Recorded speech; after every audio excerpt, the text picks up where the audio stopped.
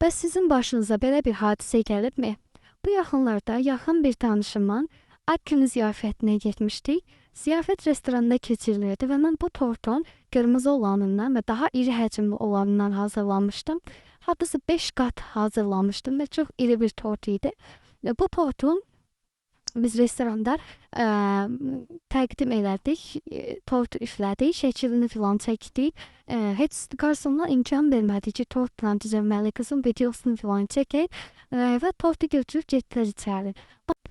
Tortu gətirib ortalığa təqdim edən vaxtı artıq biz gördük ki, mənim o 5 keksdən ibarət, 5 qat keksdən ibarət tortumu cəmi üstdən 2 qatını götürmüşdülər və o 2 qatı kəsib bizə qoymuşdular. Hardasa bir 15 dilim eləmişdilər və altdakı 3 qat, 3 keksli tortum artıq yox idi. Yəni tortun yarı hissəsini gəlib ortalığa qoymuşdular. Qalan yarı hissəsi yox idi. Mən şikayət elədim, narazı oldum. Dedilər ki, tortun qalanını sizə gedəndə verəcəyik. Gedəndə isə tortun cəmi 2 dilimini bizə verdilər və bizi yola saldılar. Yəni özüm hazırladığım tortun ən azından bilirəm ki, neçə dilim çıxar, nə qədər çıxar.